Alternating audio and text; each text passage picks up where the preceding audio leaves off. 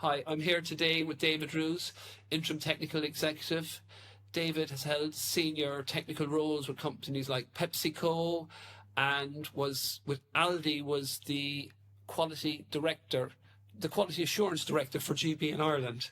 And more recently, David's been the quality director for Nature's Way Foods. We're here today to talk about the technical life cycle with suppliers, or when suppliers onboard a retailer, which is great really because David's been both sides of the fence, so he can give us some good insights. Welcome, David. Thanks, Dennis. Good to be here. Good. Well, listen, over to you. Let's go for it. Right. So let me start at the beginning of the life cycle, really with policies and procedures. So when, as a supplier, you're onboarding a retailer, it's really important that you understand the policies and procedures that a retailer has and bring that to life within the organization and operationalize their requirements throughout the organization, which will include training that out to the teams. Also working with your commercial colleagues to understand how long it's going to take through meeting all of those requirements to launch a product, which then your first piece will be an audit. That's really your permission to trade. So nowadays, really, BRCGS is your basic ticket to trade. Some retailers have their own retail-specific audits, and that's more about them protecting their brand image and brand integrity. But you also have to think about the type of product that you're launching, because there might be product-dependent audits that are required. So there could be red tractor audits, organic or halal if you're launching those types of products. Or if you've got specific ingredients like palm oil, you'll need an RSPO audit. Some customers have their own animal welfare audits, so you would have those to consider as well, depending on the type of product that you're launching. So it must be quite challenging, really, when you've got multiple, maybe you got Red Tractor, you got multiple retailers. How does that go? So with the multiple retailers, I think what you need to do is most of them will have, most of your audits are unannounced, but some of your audits will be announced. Okay. So some can be announced and they can be planned. But what you need to be doing is you need to have your overall structure and base set up and have a plan for how you audit.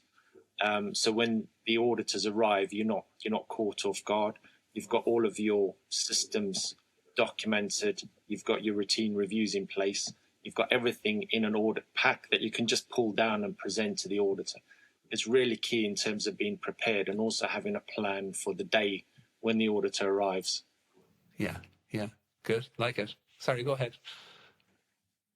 So your audits, and your product development and process development can all happen in parallel. So they can all run next to each other and they get knitted together at the bottom in artwork and specs, which I'll come back to. But in your product development, there's different stages of product development. So you can have, or different types rather, you can have a retail-led product development where the retailer is using their internal chefs to help define what the product is and creating that point of difference versus other competitors. And then you can have in the middle ground is where a retailer will look at a product and say, I like that, I want to benchmark that. And they will take that to their supply base and say, I want a product that's similar to this one. Benchmark this for me, please. Okay. And then the third way is where a retailer is looking at a product and goes, I don't have the expertise in-house, but you as my supplier should have that expertise. This is your area of knowledge. So what is the NPD that you can bring to me to help in terms of my category management and my category growth agenda? So those are three quite distinct ways that retailers will look at product development. And then you need to think about, what are the policies and procedures that need to be complied with in that. So you don't want to be putting Southampton 6 in because that's not going to hit your compliance at your spec stage. So it's really understanding all of those levels of detail. And then once you've got a product, you're then thinking, okay, how do I take this product through my process? So what's my quality standards I'm setting? What's my process capability? And how do I set my process specifications so that I can make a consistent product all the time? So that's really key. And like I said before, all of this then starts tying back together in terms of your artwork and specs. So if you've got all your product ready, you've got your audits done, your product development complete, your process is there, you now knit all of this together and say, right, I'm ready to do my artwork and my specs. Some of these will require, if you've got unpacked claims, you need to make sure that you've got all of that detail lined up, that you can show in your specification that product claim is valid and can be made. Okay.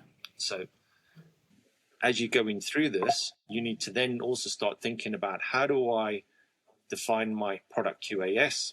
What's my in-plant processes and standards that I need to write and put all the paperwork and documentation in place? Yeah. And then how do I get my pre-pro trials in place and demonstrate to my customer that I'm in control of what's happening within the site and everything is as it should be, and I can make the product that you require. And then that pushes you through to product launch, where I've put in their seasonal launch calendar. So there's 4 types of seasonal launches. You'll have Easter, you'll have Christmas as your big seasonal events. Then you'll have your summer seasonals and your winter seasonals. That's where you would be launching products. So your artwork and specs, you want your file to print to hit the right dates so that you can meet your launch dates. And Christmas is really critical. When you're doing that, what's the lead time then? So if you're doing, let's say you're doing an Easter launch, when would you start working on that? Just after the prior Easter, depending on the product, but you would start the prior year. So just after Easter. So what you would be doing in April, May is having a look at what's happened, having a look at your sales. What products are you going to put in again? What are you going to relaunch? Then again, if you're looking at benchmarking, what other products have been on sale and what do you want to benchmark for your next Easter? Because what you need to be doing is some of your products you need to be getting done and dusted before you move into your winter seasonals and your Christmas campaigns, but you want everything lined up and ready to go so you can finish your file to print and all of your packaging can go early in January, February, then you're going to hit your launch dates.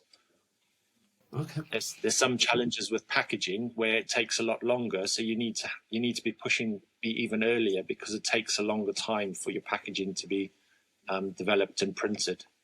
Okay.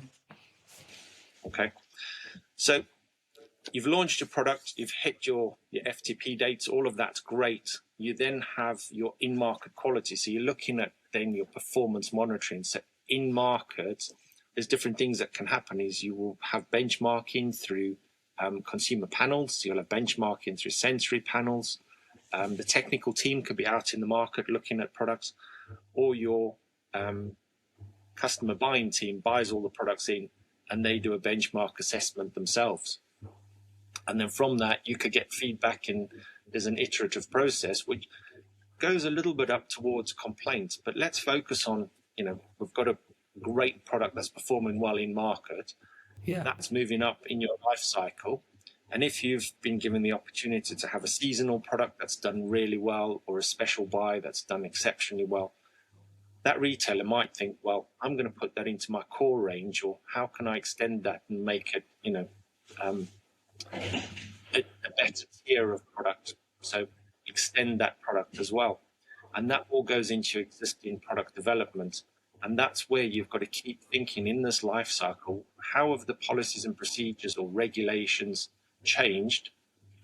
What's the sustainability agenda with this customer? How do I need to adapt my product to stay in sync with what that customer's wanting in the future? And that keeps the competitors away from the door, because you keep iterating the product to make it better or offer cost savings as well. So that's a really key competitive element, is your existing product development. I think one of the challenges, Dennis, is where you've got complaints. It's so easy now today to complain. You can do it on your app, you can do it on a website, you can do it on social media, you can phone someone. Letter writing's generally gone, but you can have refunds in store. But all of those, the retailer will be looking at, seeing what is impacting us here. and then they will be picking out the poorest performing suppliers, and that's where their focus will be. So from a supplier perspective, it's really about understanding what the issues are, how you're managing things like foreign bodies or any illness complaints, looking at micro S-Tech on fresh produce, and also then your global or industry issues that erupt, like melamine in baby food or pet food, or peanuts in garlic. How are you reacting to that? And if one retailer is asking you the question, be proactive and tell everyone what you've done. If you're not implicated, tell them. It makes it so much easier rather than waiting for the retailers to come and tell you. It's managing a negative in a positive way. I like that. And then for me, it's, the last piece is when you have a product withdrawal or a recall. For a retailer, it might be one line, but for you, that could be your only line in that retailer. So that's a crisis for you, because you're losing that business in that retailer. So how do you activate your crisis management team, and how you respond to your customer? And then also thinking about what's the regulatory interaction that might happen after this. So what's your due diligence that you would put forward? What's your clear root cause analysis? And then how are you looking at implementing your corrective actions to demonstrate back to your customer that you're in control? One of the things in all of this is that you might have an issue-related audit. So before you start production again following a recall, your customer might actually want to come in and audit the facility before they give you the green light to start producing again.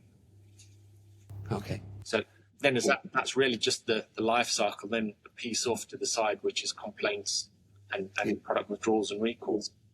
Listen, that was very helpful. I know our network would find that very, very interesting. And, with our network, if any of you would like to have a chat with David, or to line up a meeting, get in touch. We'd love to help. Thank you very much. Thanks, David. Thank you, Dennis.